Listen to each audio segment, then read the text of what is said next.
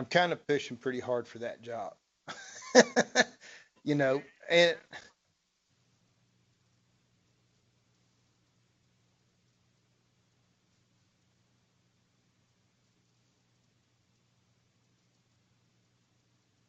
yeah, I mean, I've seen you guys grade, be at the livestock markets grading and you're sitting there grading and the owner's like, no, that's a large, that's not a medium. That's heavy muscle. That's not light muscled. And yeah, that's a L1. That's not an M3 or a M1, you know, and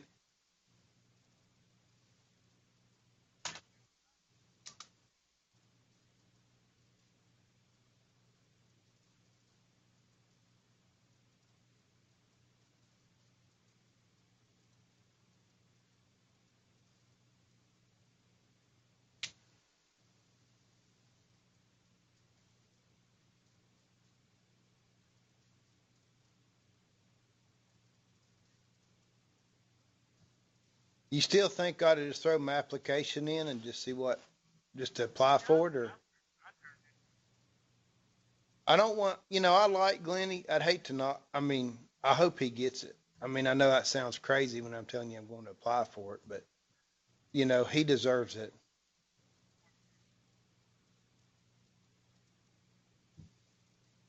And he does a good job.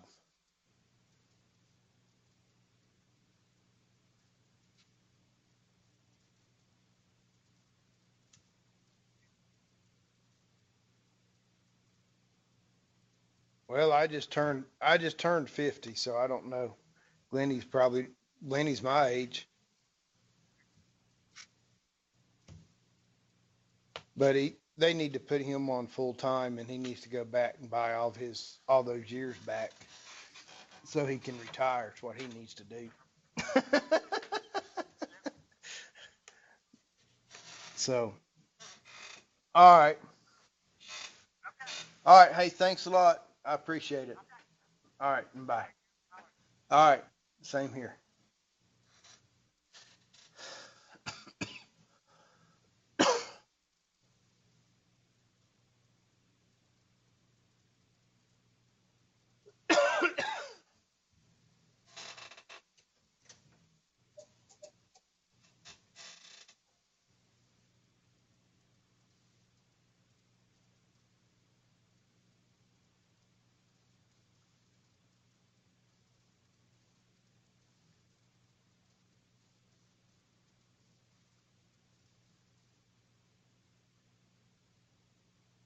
Hey, Jasmine, you there? Yes. Good morning. How are you? Good. How about yourself? I'm good.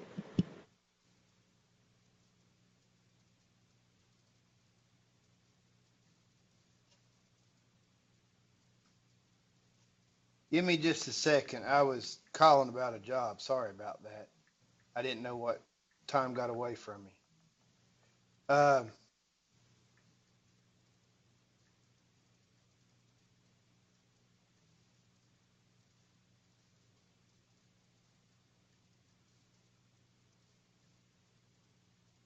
you doing all right uh, with your project? Yes. All right. Can you talk a little bit more? It's just showing that recording. It's not coming up to your face. Yeah, Uh, I still have to submit it. I was there you gonna go. submit it today. All right. Now we, what do you think of that? Don't give me any answers or anything like that. Just tell me your opinion of that exam that you just took Monday. Pretty fair? Was it Yes. hard? I didn't think it was too hard. Well, I think I covered everything everything I told you. I think I covered. I feel I covered everything on there, and I didn't throw anything at you to try to trick you up. I wanted to be straightforward and that you knew that. Or stuff that we covered and present it in a straightforward way without it being tricky. Does that make sense? Yes. So did you think it was tricky in any way or anything like that? No. Do you think you got along? I haven't seen your exam, but do you think you got along all right with that uh, with the ration balancing problem? Yes. Yes. Okay, I figured you probably did. I think you know how to do that. Okay, so we've talked about nutrition and we've talked about forage management. And so, this class I kind of centered around to try to teach you how to put that to come up with an overall plan and to look at the big picture of things. Uh, so on this project,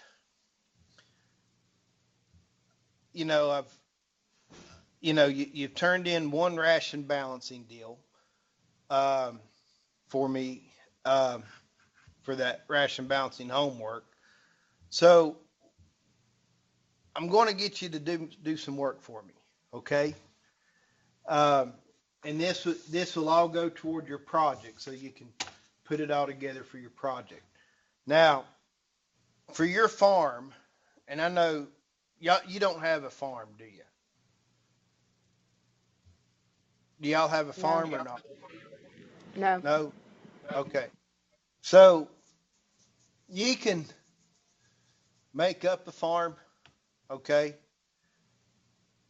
Say, I'm going to have X number of acres and you're doing cow calf pairs. And you can, you know, let me put it over on document camera. And you can just say, okay, I'm going to, could I ask you for maps of your farm? So for those of you that have farms, draw me a map, or you can get the map from, the plat of your farms from the Soil and Water Conservation Service, or you can go to USDA, the NRCS, Natural Resource Service, USDA, the NRS website, and they have a soil site application deal. You can click on it, and you can find your farm, and you can draw it out, and you can print it off for a map of your farm and what it looks like, where all the water is, and where your fields are, and everything. But in your situation, Jasmine, where you don't have a farm, for your map, you can just draw a farm, big old square of X number of acres, or rectangle, or however you want that farm shaped.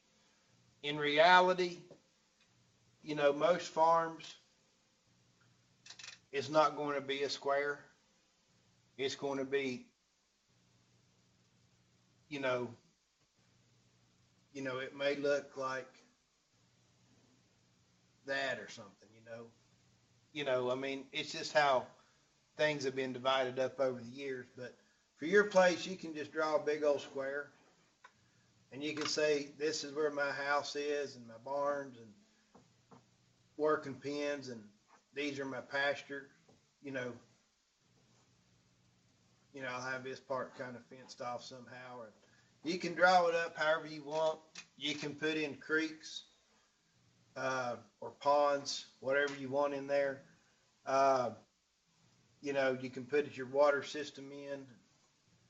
You can have it the ideal way that you want it. Okay. Uh, for the ones that already have farms, just draw out your farm and try to put in the water and you don't have to be to scale. I'm not going to be that picky, but give me an idea what your farm looks like and where the water is and stuff like that. Does that make sense? Of when I say the map of the farm, if Yes. you're raising hay, show me what your fields are, so on and so forth. That way you can put together your forage management plan, for your rotational grazing and your haying if you harvest hay. Uh, so if you decide to use warm season grasses, whether they're annuals or perennials in your grazing system, you can designate that as well. or what what paddocks you're going to use to stockpile fescue to extend your fall and winter grazings. Uh, for those of you that have cattle. So, you know, so get your maps together and put together a forage plan and finish up your ration balancing. Now, you get those things done, you know, you got half your project done, or almost half, right? You got your nutrition, you got your forage management, you got your maps. And, you know, then you'll need, then what you'll have left is a reproduction, your genetics. You'll need to write an intro and tell me about your farm and put together a table of contents where I can find your rations and where I find your nutrition plan. And you'll need to put together a health plan. Uh, and then your economics. So what I wanted to, before I go into nutrition, I told you we go into nutrition next, but I kind of changed that around a little bit because I want you to start to put together this plan. Uh, so the hopefully, you know, if you haven't done it, you will do it and you'll get it to me. You've got your nutrition. Now, when you think about by knowing how much you're going to feed, grain wise and hay wise, you know, you can, you know, you got that set for an individual cow. So how many cows are you going to be having? So like that first 3 months after calving and you're feeding your cow X number of pounds of that, of the co-op, I think you're feeding that three-way mix, right? Yes. And the Uh, screen is black. the what? The screen is black. Of course it I did. can't see anything. Of course it did, because I pressed the wrong button. So thank you for bringing that to my attention. Uh, so, you know, you can start a little bit with your economic plan. All right. And there's a number of ways you can do this. And I don't care how you do it. I just want you to start understanding the costs and of what it's going to cost you and putting together a business plan, somewhat of a business plan. Okay. So so for an example, do you have any numbers for me off the top of your head? I can't. Say like that ration we balanced for you, or we did yours as an example, 0 to 3 months after calving. Do you remember how many pounds of that three-way mix we were feeding? Um, And how many pounds of hay? eight 8.3 pounds of the three-way mix and 23.11 pounds of hay.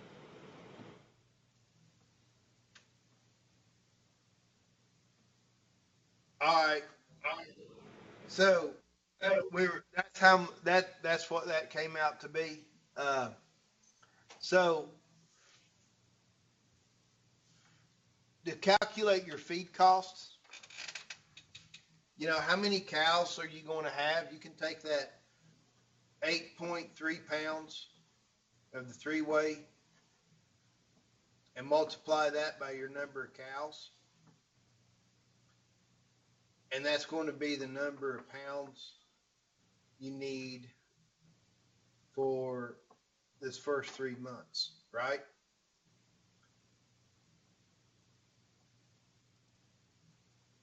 And you can do the same thing for the hay.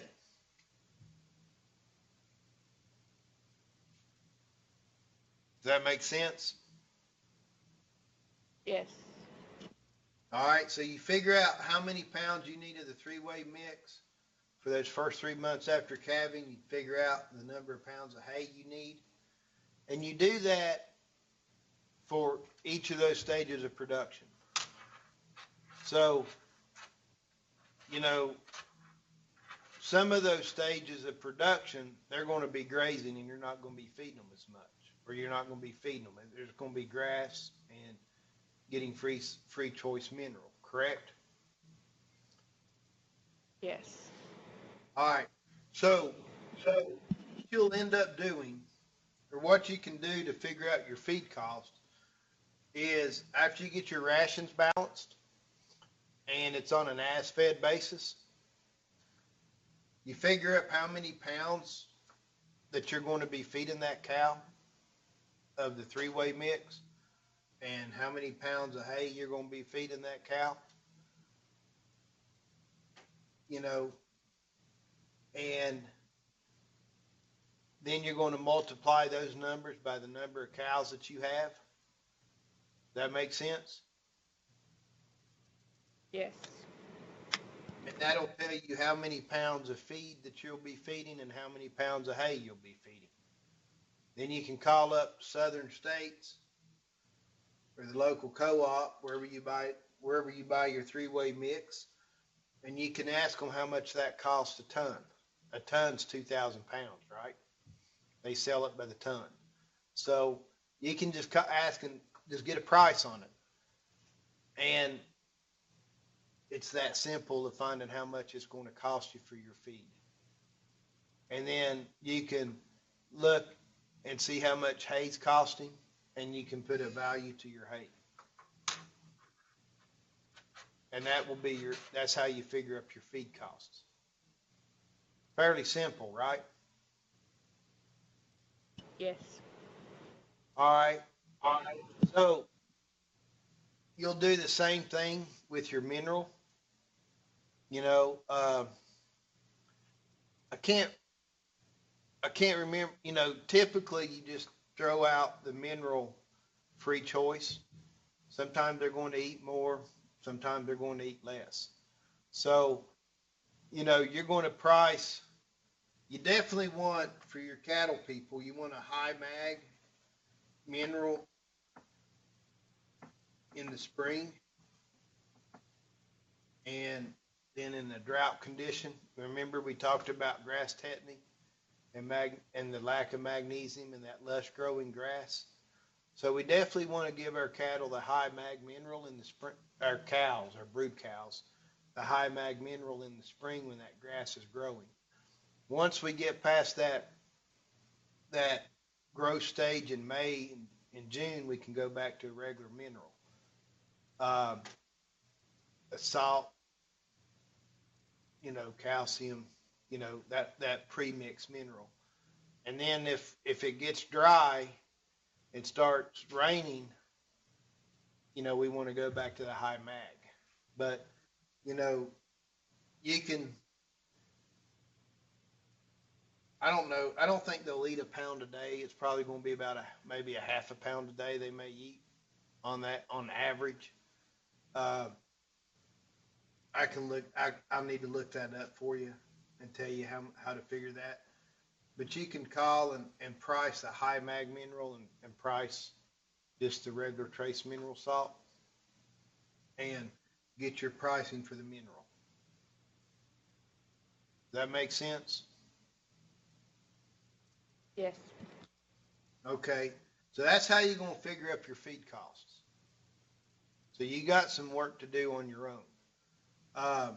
And this is for everybody. And then for your vaccines, let's talk a little bit about vaccinations with cattle. Vaccinations are important. We don't want them to get sick. So if we go over here to Blackboard in our folders, we can go to Health and Vaccinations folder. And you see I have beef cattle, dairy cows, equine, sheep, and stocker cattle. I can't see the computer screen. That's because I have the wrong button. Thank you very much. Is that better? Yes. Okay, and that is all under the health and vaccination folder.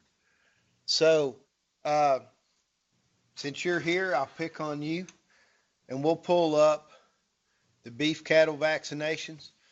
And this is from Virginia Tech's website. Okay. So they'll give you a vaccination schedule and tell you what you should be doing. Uh, so, you know, the reason we give vaccinate, what with their herd health program, we want a healthy herd. When their cattle get sick, it costs us.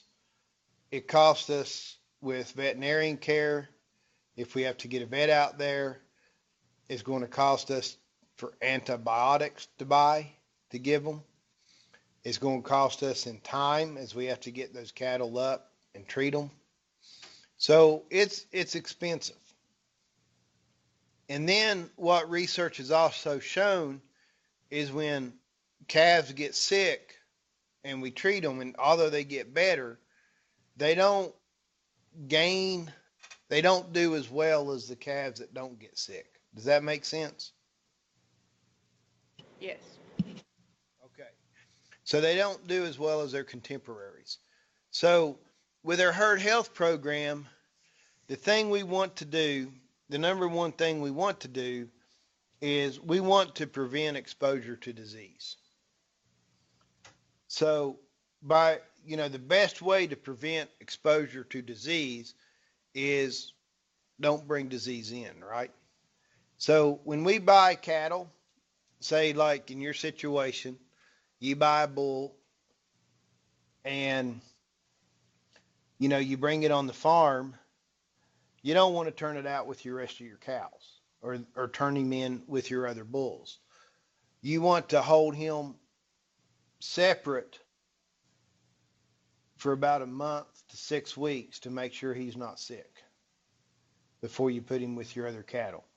So when you buy your bulls or your replacement heifers, you're going to put them in an isolation area for about 4 to 6 weeks to make sure they don't get sick. Because if you turn them in, and they're carrying something, they pick something up. They may not be sick at the time, but most of our diseases we worry about with cattle, you're looking at a 21 to 28 day incubation period. So they may be fine for a couple weeks. That third week, they start getting a little droopy, maybe going off feed or starting to run a fever.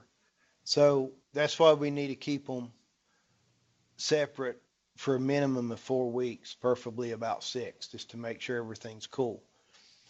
So the other thing we think about, or we need to think about, is for you horse people, is going to horse shows or going out on a trail ride with other people, and you take your horses exposed to these other horses, and then you bring them home.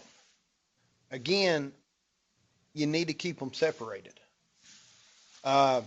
because they can bring in diseases. A few years back, at a big cutting horse competition out in Utah, I think it was Utah, uh, there was a disease. It was a herpes. No, wasn't herpes. It was a respiratory disease, equine viral. I don't remember the name of it. It might have been the flu or something, one of the strains of flu. One of the horses there that was competing, it's very, very contagious. It's an airborne disease. Um, and this horse had it. And of course, there were hundreds, if not, there were several hundred horses there at that show. And um, those horses were exposed to it because of the barn situation and, of them being in the barns, even though they may not have been stalled next to each other. It is an airborne disease. So all those horses were exposed to it, and then they those horses, when they went home, exposed the horses there at their home ranch. Um, so there was a major outbreak of that disease, and they canceled competitions for a while because it was so widespread. Um, so, we got to think about taking animals off the farm and then bringing them back onto the farm. Again, we need to keep them isolated. Um, Another good deal to do is to, when you go to somebody else's farm and you come back home, change your clothes or disinfect your boots or have a pair of coveralls or something you can put on the other farm, because you can pick stuff up and bring it home. So you want to do things like that uh, to prevent bringing diseases onto your farm, limiting the amount of people coming on your farm. Because if Farmer Joe comes down the road and, he's been out in his cattle and comes by to look at yours and to shoot the bull with you a little bit, uh, he could bring in something to your cows. So you want to minimize exposure or, to disease either through people, through lives, through other animals, even through trucks. Feed trucks can bring stuff in. So, you want to try to ideally have an area where your feed is delivered and they're not exposed not exposing all your animals to. Um, so we want to do everything we can to prevent disease, exposure to disease. And so that's a big part of a herd health program. Another part of a herd health program is keeping the disease resistance high. Nutrition is a major part of that. We feed our animals properly. They're going to have the proper nutrients they need for their immune systems. Um, so nutrition is very important. Even though we may be in good health and we get exposed to disease, we could still get sick, right? So that's another key factor with keeping disease resistance high are vaccinations. Just like we take the flu vaccine every year to help prevent us from getting the flu. We may be healthy, but somebody has a flu and we pick up that virus, we could get sick from it. So, keeping resistance high is very important. Nutrition and vaccines are answers for that. And another part of a herd health program uh, is isolation. If disease gets in there into our herd, we want to keep it from spreading. Okay, so we want to prevent it spread. So we have an isolation area. We can put new animals in or sick animals in, uh, and keep it from spreading. And then the fourth part, there's actually 5 parts. You have prevent exposure, traffic control of keeping people off your farm would be another one, keeping resistance high, uh, isolation for new animals and for sick animals, and then the fifth one is sanitation. The biggest thing, the two big areas that we run into with cattle with sanitation are a lot of diseases are spread from that fecal to mouth contact. So if we can prevent cattle from going into creeks and ponds to water, I mean, and I'm just speaking from a health standpoint. I'm not speaking from environmental. Environmentally, it's good to keep everything out of out of water, the creeks and the ponds, for water cleanliness. But I'm looking at it from a health standpoint right here with, you know, we've all seen cattle standing in ponds or standing in creeks and they urinate and they defecate in the creeks and ponds. And then they sit there and they turn around and drink out water.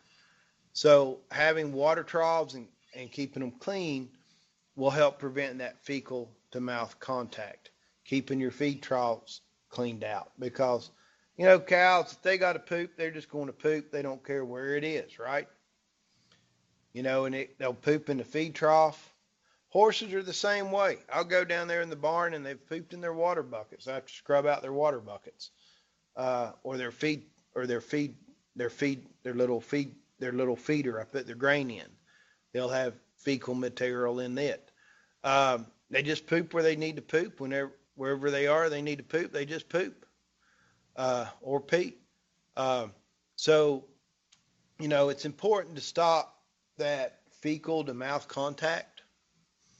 And then the other place that farmers do a lot, the other thing they do that we've got to be careful of and pay attention of is, you know, a lot of tractors now have loaders on them, right? The front end loader. And we use that to scoop up feed. We also use it to haul, you know, push it, you know, roll a dead animal in there and move it to go bury it, or scrape our pens, and we have mud and manure and stuff in there. And, you know, it's a very handy implement, but it can be a way for us to spread disease if we're not careful. So if we are moving, you know, material, you know, using it to scrape a pen or hauling manure with it or something, you know, wash that bucket out before you go load up your feed. Clean it up, disinfect it. You want to stop that fecal to mouth contact. So sanitation's important. So those are your five deals of preventing disease. So what I really want to talk about here is to on this keeping resistance high. I want to talk about vaccinations. Now,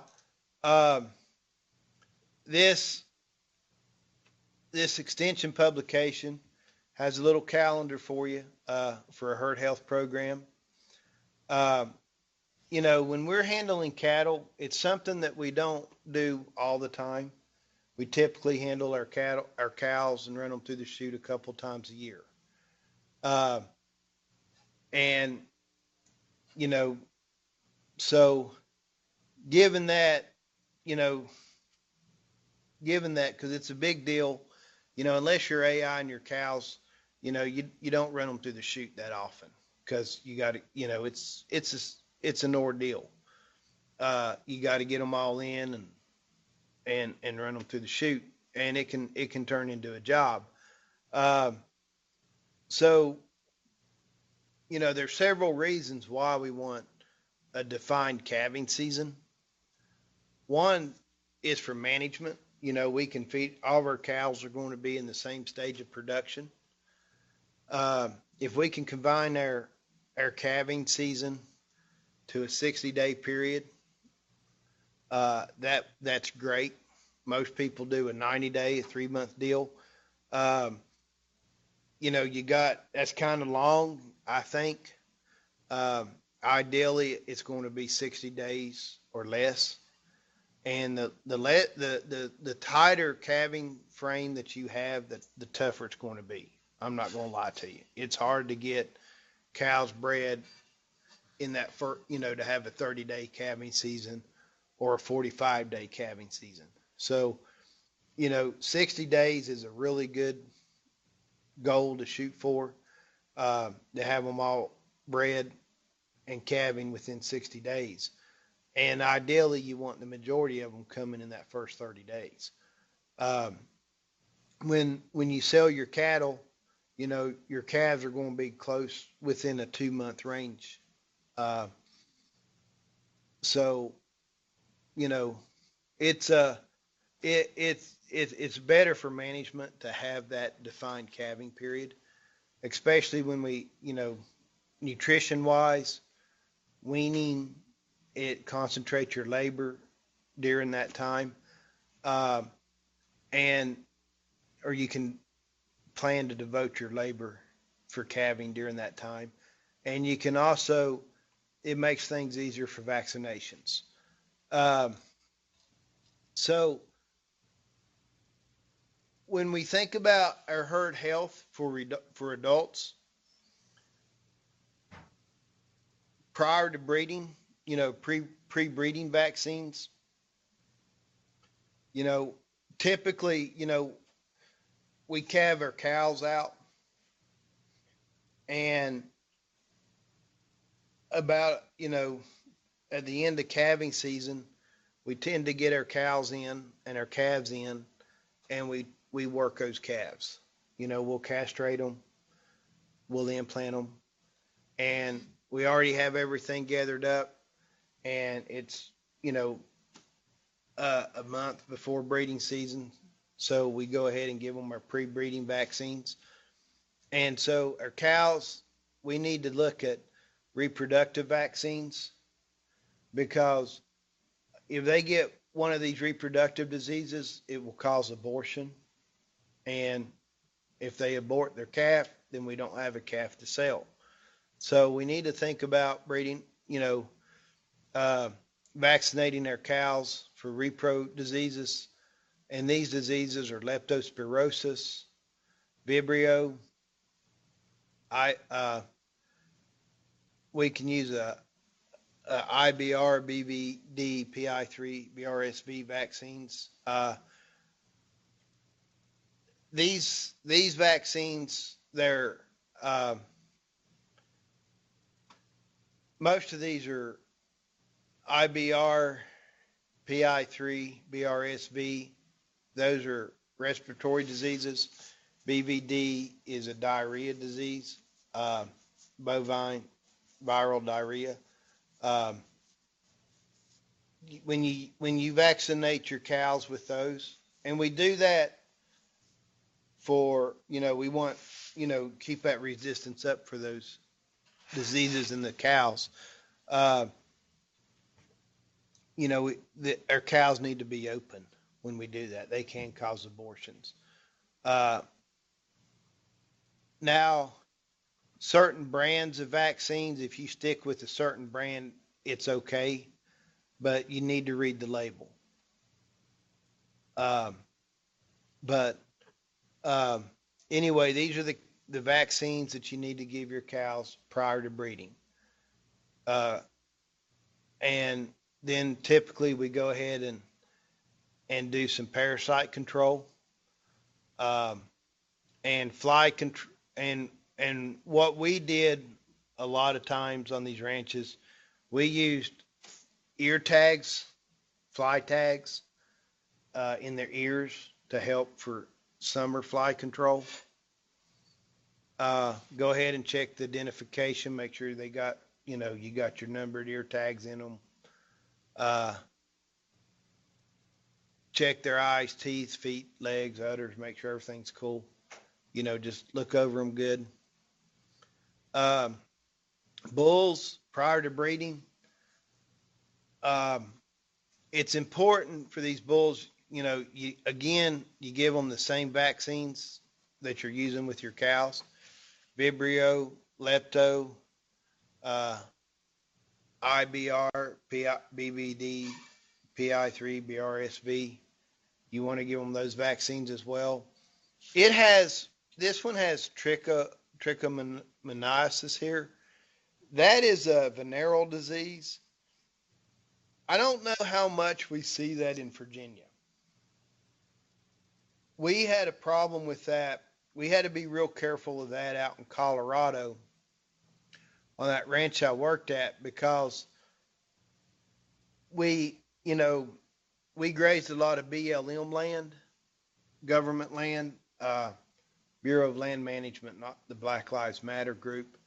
Um, they own a lot of the land out west, and the forest permits, state forest and national forest, I guess mainly state forest, we would get permits to graze on the forests, and other ranches would do the same thing. So you may have a big section of land or a big area of land of several thousand acres, and you may be grazing your cattle on there, and another rancher is grazing his cattle on there as well. And so those cattle intermingle, and um, and this that's where that trichomoniasis can come into play. Um, so I don't think we have an issue of it in Virginia.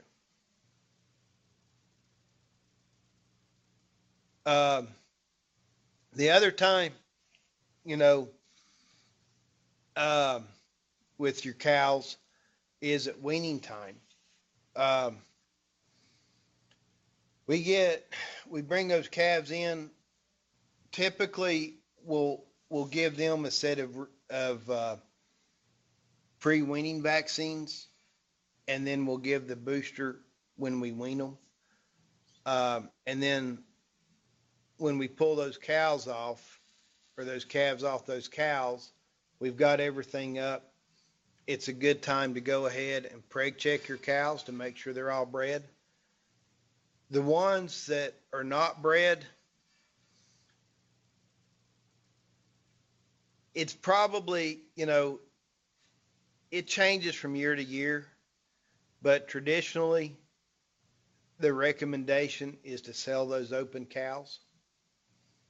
And the reason being is if that cow's not pregnant, she's not going to give you a calf this year. So you have fed her all winter.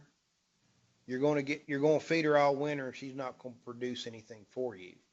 And then, it's going to be 2 years before you get, then she's going to get bred. So it's going to be 2 years before you got to feed that cow, and you're only going to get a calf from it. So the recommendation is when you preg check your cows, if they're not bred, is to sell them, because they're just going to cost you money, and they're not going to bring in any income. And sometimes when you have that open cow, there may be something going on as to why she didn't get bred. So, if you keep her and you feed her all winter and you breed her back, she may not conceive the following year. She's got issues.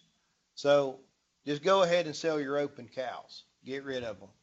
And, you're going to have a certain percentage every year that's not bred. So just plan on getting rid of those open cows. For your calves, now, everybody does this different in real life. This is Virginia Tech's recommendation. But it doesn't, it may or may not be practical for you. Okay. What is recommended when your cows calve, or what most people do, is you identify that calf and you disinfect the navel. And we used iodine solution, a pretty stout iodine. I can't remember the percentage of iodine it contained, but they can get a disease called navel eel with that umbilical cord, that fresh umbilical cord. It can get infected.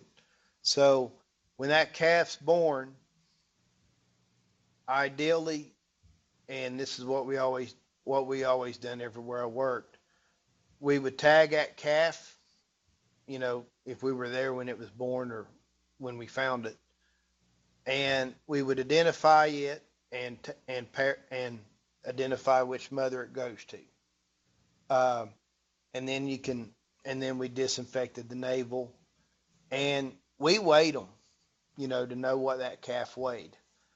Um, so you definitely need to identify them, and you need to disinfect the navel. Now, um,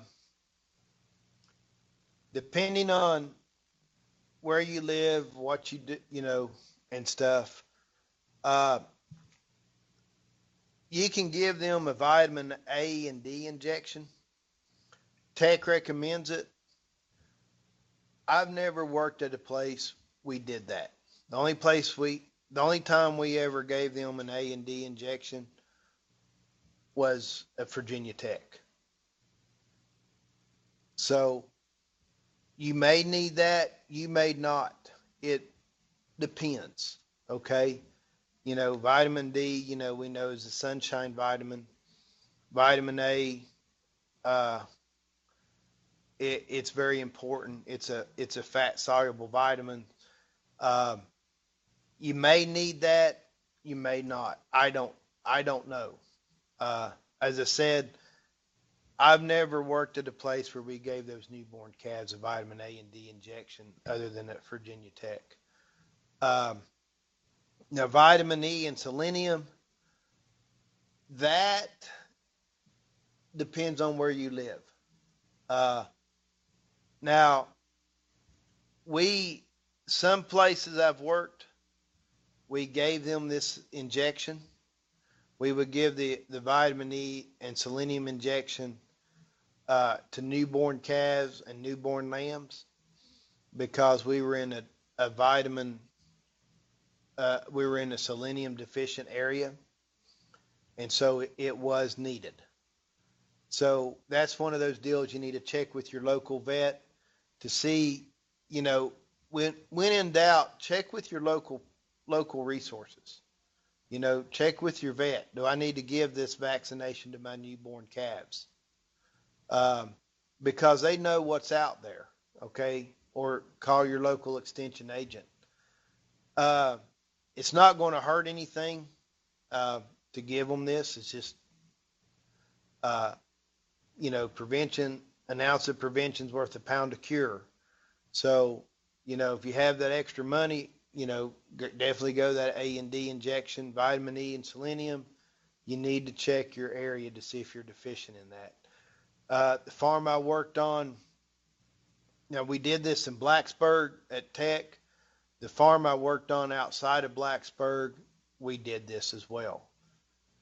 We didn't do it at Stewart's, and we didn't do it in Colorado or Nebraska or in North Carolina on those farms.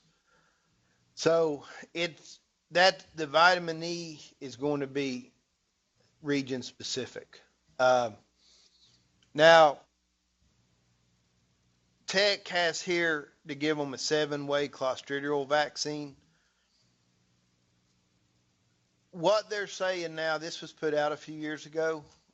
When was this put out? Uh, I don't know when. It's put out a few years ago. Typically, these clostridial diseases, that newborn calf has, ideally, or that young calf has got that immunity from the cow through the colostrum, especially that newborn calf. So what they're saying is if you get your calves up, when they're about 3 months of age, and you work those calves, go ahead and that's when you need to give that Clostridium vaccines. But if you don't do that, go ahead and give them this vaccination. But realize it's not going to do a lot of good. But you can do it. It'll help. But ideally, do it when they're about 3 months of age, when those Clostridium, when those antibodies from that colostrum of that cow are starting to decline. So typically we would do that when we worked their calves because they were 2 to 3 months of age at that time. Now, remember, these are recommendations. It doesn't fit in all management schemes. Um, and it does tell you that the vaccinating for the clostridial disease right after birth doesn't lead to sufficient immunity because of the mother's antibodies in that colostrum. Um, but if they're not going to get another dose of it until weaning, just do it. Um, now, um, the other thing that we do, that's recommended with calves, and if you're not going to be selling your calves on the niche type deal, you need to implant them with growth implants. Uh, Growth implants, they go in the ear, and at slaughter time that ear's cut off, so you know it's not affected. Um, and but you need to think about implanting. Uh, Implants you get about a 10% increase in weight gain from one implant, and implants aren't expensive. So, if you can increase your weight, those implants more than pay for themselves. Uh, so implant your steer calves. If you're raising bulls, do not implant bull calves. You can make them go sterile. Uh, Heifer calves, if you're not going to be using them as replacements, in your case, you're just selling everything, Jasmine. You're not raising replacements. You're buying your replacements. Go ahead and I would implant all my calves. Uh, Now, if I was raising replacements, I would do, you can buy Cinevex as a brand of implant, and they make one for steers and make one for heifers. And according to their label, it does not hurt reproduction. But you only want to do one implant. So if you're using the Cinevex H, you can implant them at birth, but don't implant them again after that if you're keeping your own replacements. But in your case, implant them. Uh, Castrate all your bull calves. Check and see if they got horns. If they have horns, dehorn them. Um, so that's pretty much what we do uh, with those calves.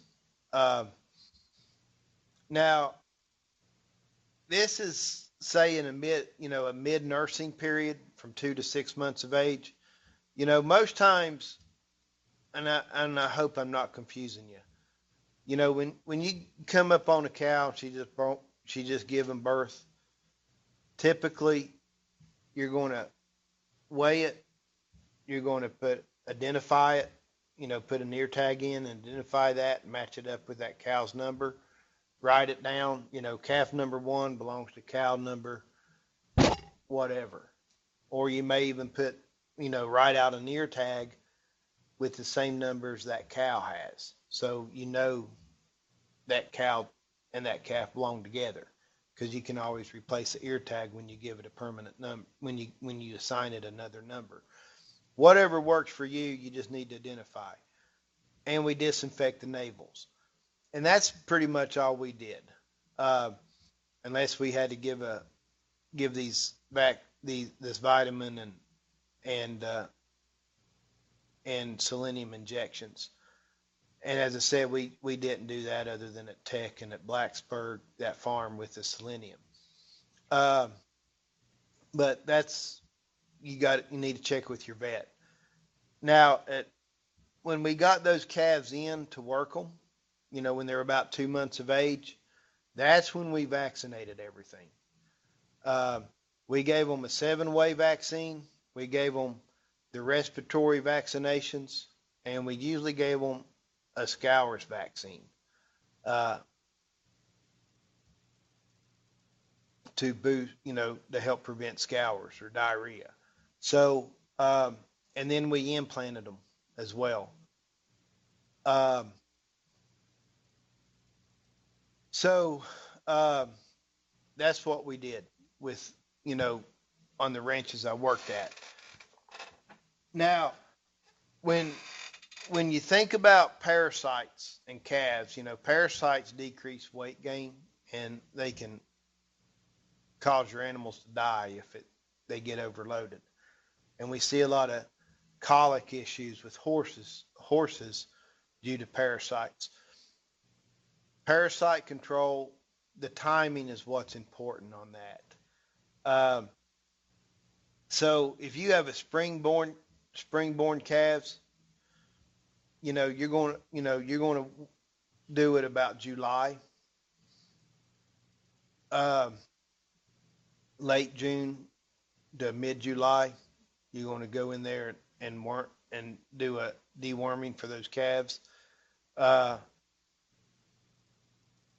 for fall-born calves, you're going to do it before you turn them out on grass if you have a fall calving schedule. And we dehorned them there, at about 2 months of age when we got them in and worked them. But we didn't deworm them, when at 2 months of age when we worked these cows. We did it. We got them up in the summer and dewormed them. Uh, Now, pre-weaning vaccines, typically what we did with our cows, we calved them, identified those calves, disinfected the navels. And then after all the cows are calved and before breeding season, we got everything in. We gave the pre-breeding vaccines, and then we we we castrated the calves. We dehorned them if they had horns, and we gave them the vaccines uh, at around 2 months of age. Then we got them in the summertime and run them down through the chute and gave them dewormer.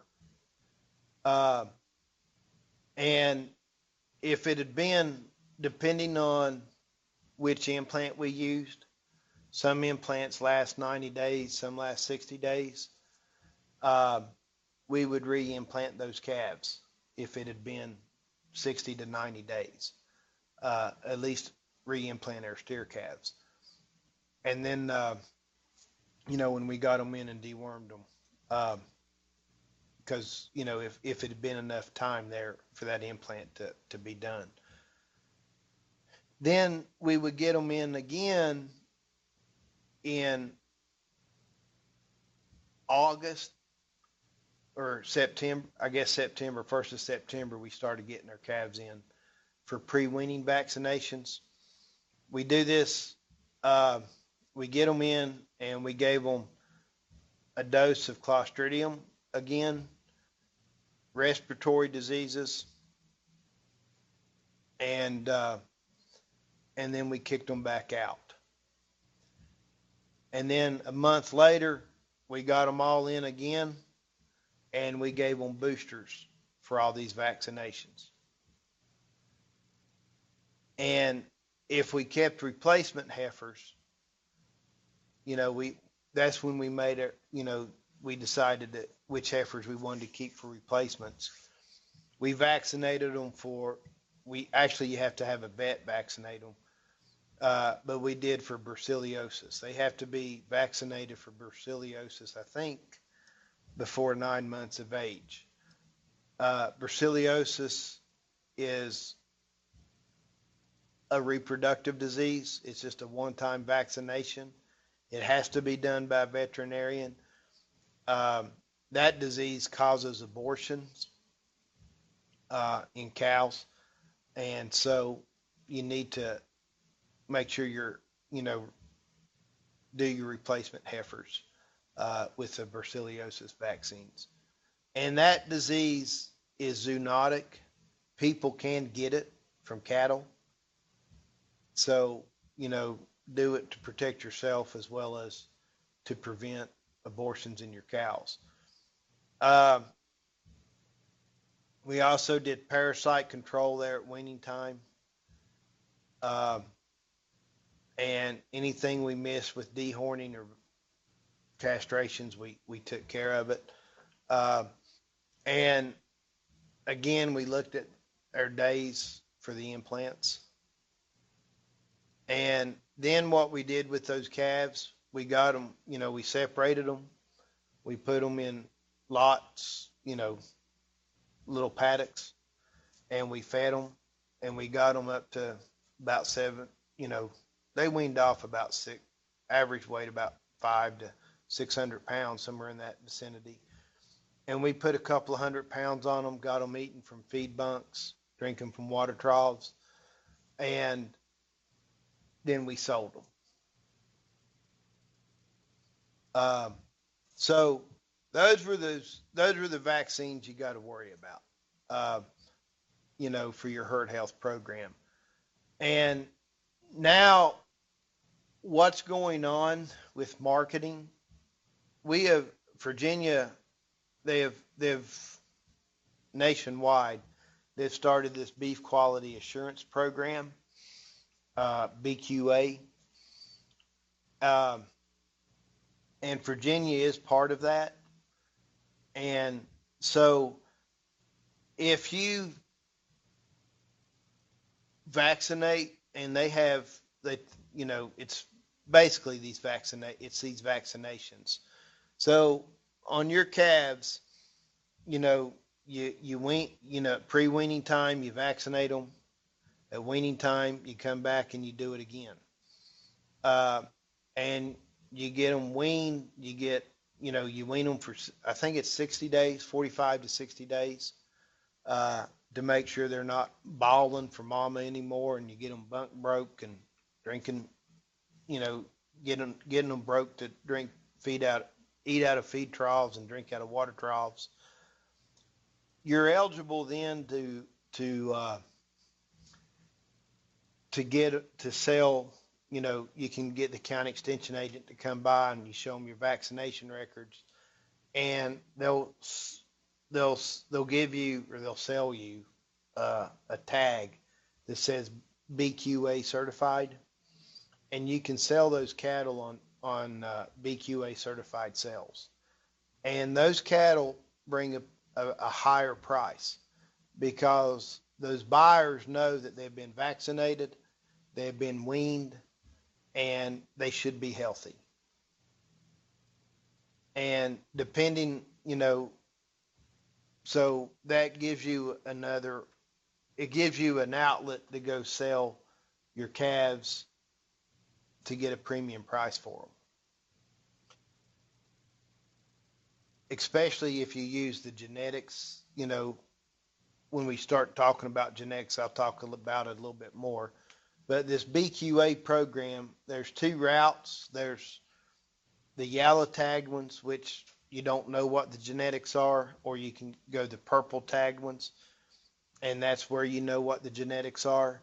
And BQA has a set of guidelines to use for EPDs. If your bulls have certain growth traits and carcass traits, then you can get that purple tag.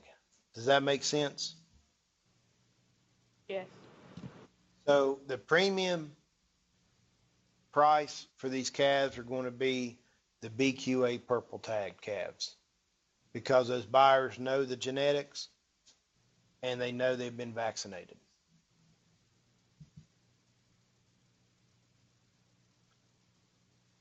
Does that make sense? Yes. Did I get you confused? Bringing in No. real life their recommendations. You know, No, the I thing, understand it. okay, the thing you got to realize is, everybody has different management schemes. So veterinarians, research universities like Virginia Tech, they'll make recommendations and, of what you should do. And, you know, hopefully your management will work with those recommendations. Uh, just like their little caveat about giving newborn calves a clostridial disease vaccine. You know, if a lot of people, and I hate to say this, those calves are born and they don't touch that calf until they pull it off mama. So They're saying if you don't do, if that's what you do when that calf's a baby, go ahead and shoot it up with clostridial disease. It's better than nothing. But ideally, you need to calve in a defined calving period, and then get your calves in and work them. Uh, a lot of people still, they calve year round. I can name a lot of people. They just leave those bulls with those cows, and they got calves coming every month of the year. And when they need money, they load up that calf and they take it to the livestock market and sell it.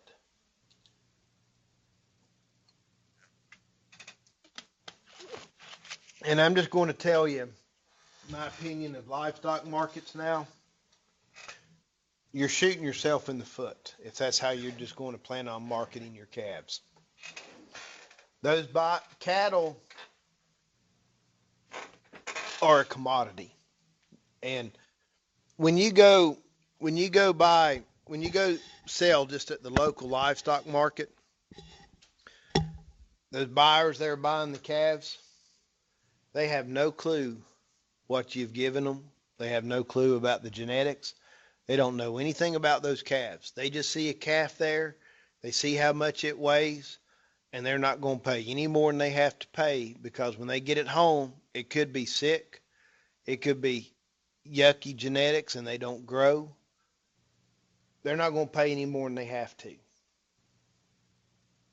So as a producer, I think you're shooting yourself in the foot by selling your cattle at the weekly livestock market. That's just me personally. I think you really need to look at marketing your calves. You know, you need to try to get the most you can from them.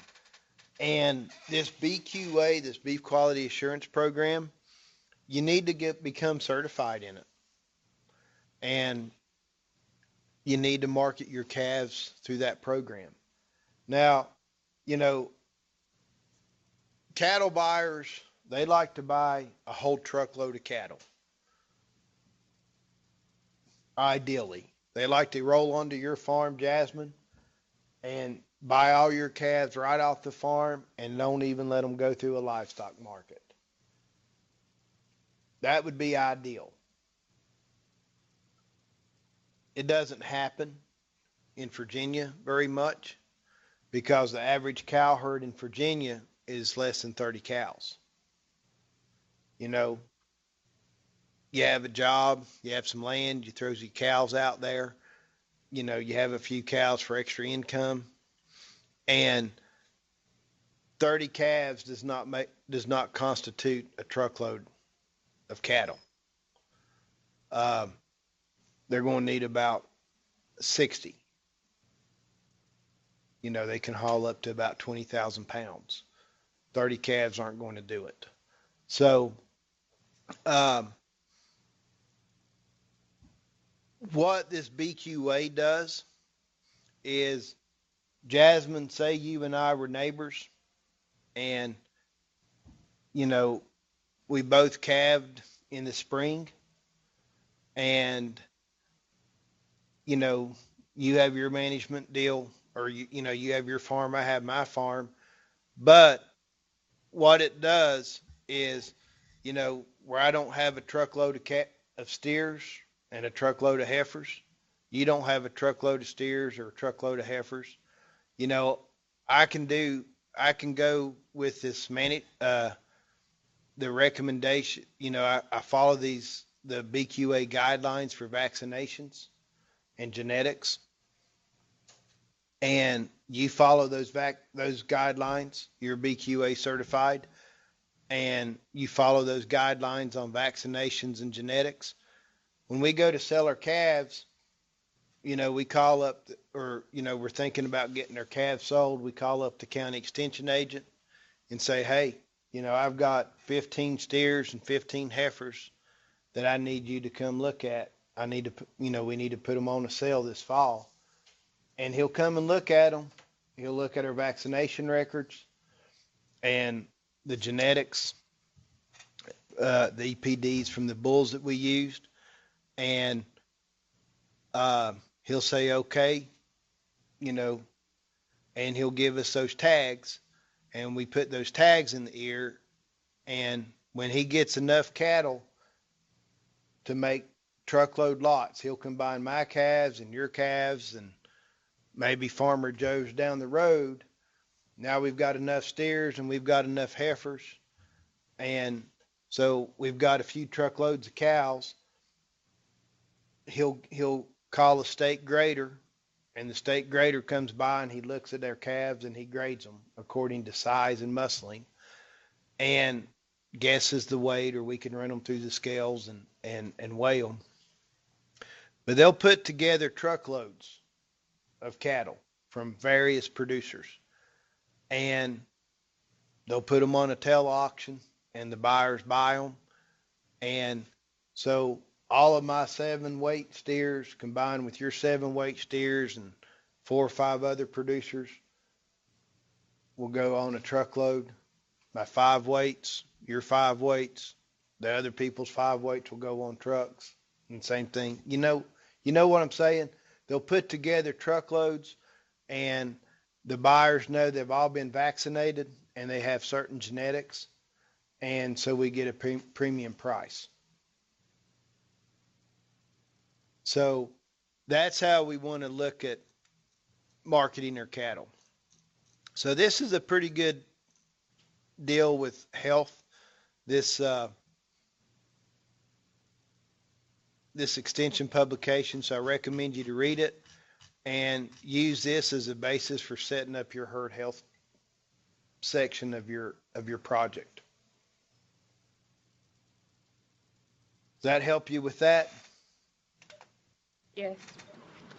Okay. So now you've got your grazing, you got your forage management, you got your nutrition, you know how to figure up your costs for your feed and your mineral. You know what vaccines you're going to give. Call when you're on the phone with Southern States getting prices for feed and mineral. Ask them what the prices are for these vaccines.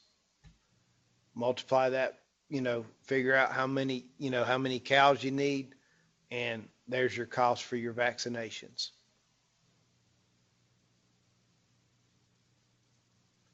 That makes sense?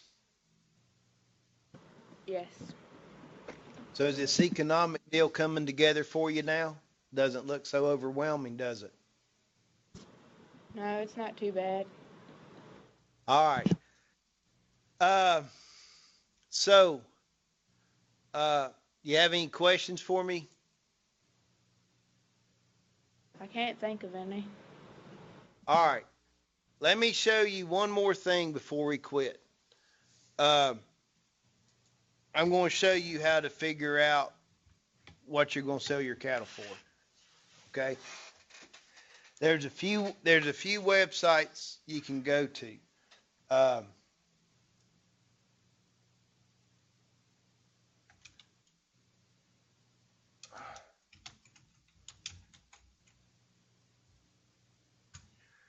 if you'll Google cattle futures prices, you can,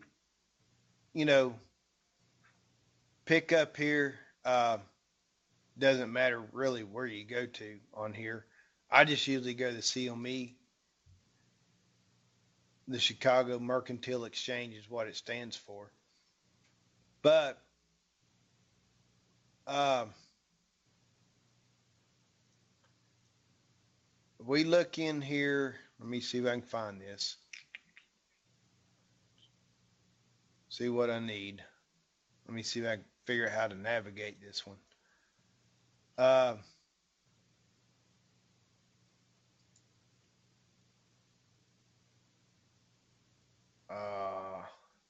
I don't know. This is live cattle. I want to, okay, view another product. All right. So live cattle, when you see futures are projected prices for cattle. Okay. So this live cattle futures quote is live cattle are cattle that's ready to be slaughtered. Fat steers. They're getting ready. They're being sold to slaughterhouses. They're predicting, February, uh, this month when this contract closes. Uh, right now, it's a fat cattle.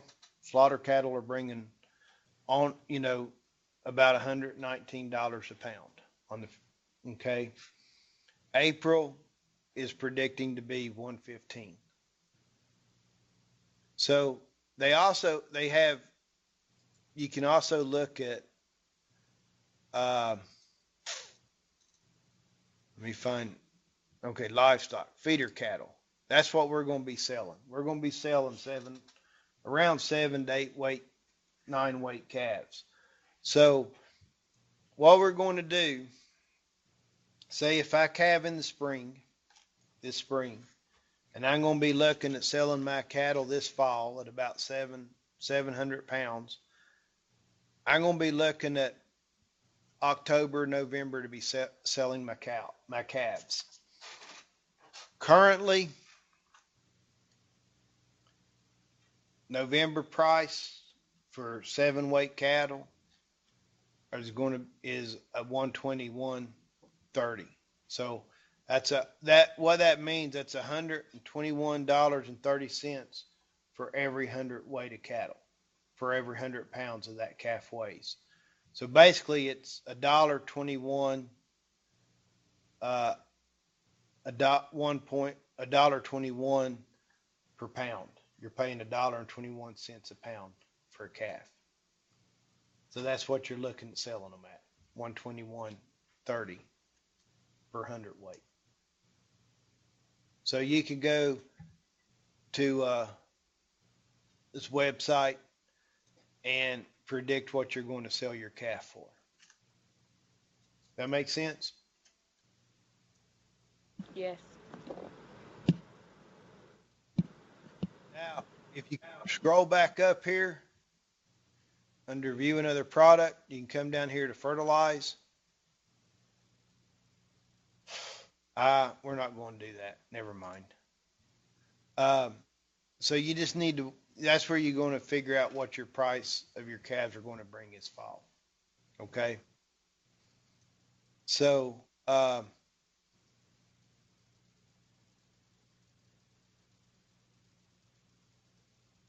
what we're looking at.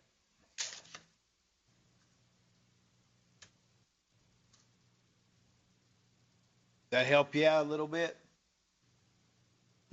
Yes. Okay. Um, so we're about out of time. You have any questions for me? We kind of we went over quite a bit. No, I can't think of any questions. I'm hoping this to become clear to you on how to do this stuff. Yes. Um, so anyway, have any questions, you know to call me. All right. Okay. All right. And that goes for the rest of you guys in this class. So I've got to grade your assignments you've sent in. Mary's sent in her forage deal. I got to get graded and look over. And I know I need to work with her. There's a couple people doing horses, and I need to balance an equation for them. I don't know whether to do it here in class or just do it on the phone with them. I'd just sooner do it on the phone if y'all will call me. But put your nutrition plan together and your forage management and now your herd health. Get that together for me and let me take a look at it.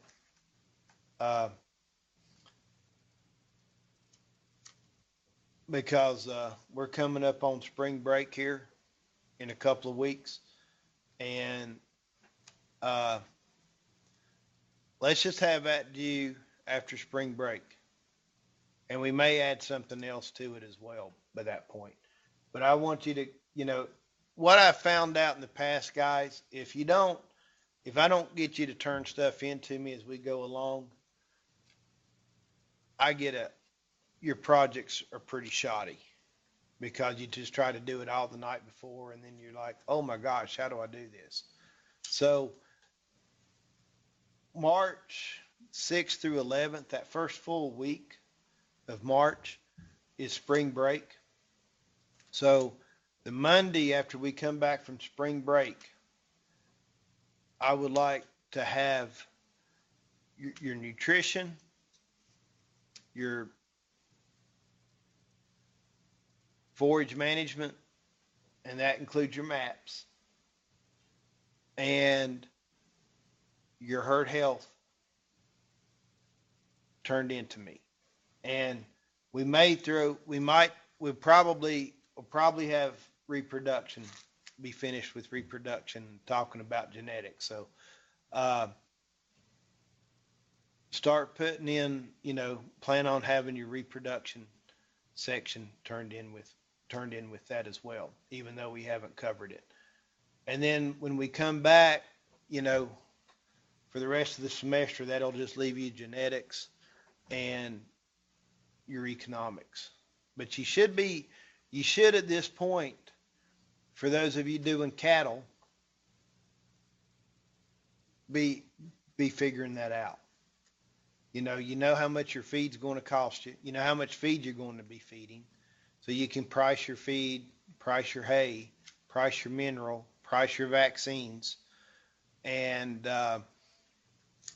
then you know how to look up the futures for your calves. So you're going to have an idea of what you're going to get for your cattle. So, you're gumming together with that. So if you have questions, call me.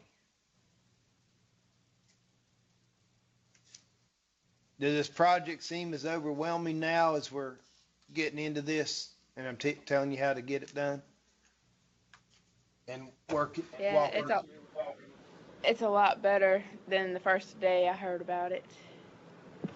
Yeah, you were pretty blown away, and I'm sure everybody else was too.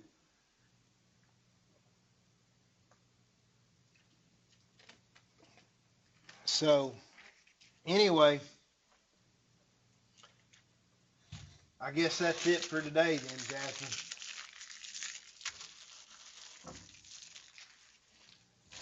You're a good Okay, sport. see you tomorrow.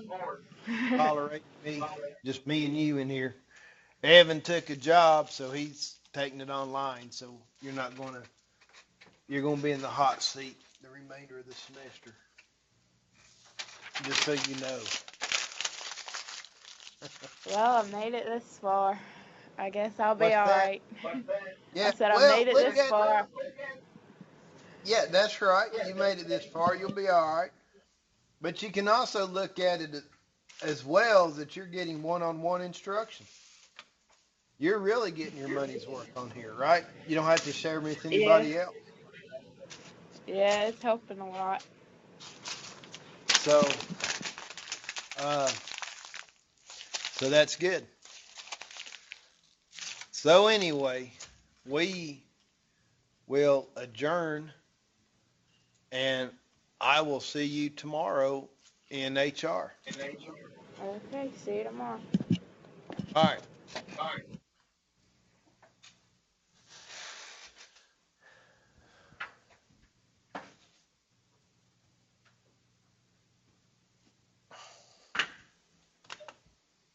Is it raining your way? It was a little bit, but it had stopped when I came in. Well, we had a good rain last night, and it was still raining when I got here. I think it's supposed to rain pretty much most of the day today. I'm not for certain. I hope it does. We need it. So, it got dry last year, and we still haven't. We had some rain this fall, but we're still behind. And That's not good.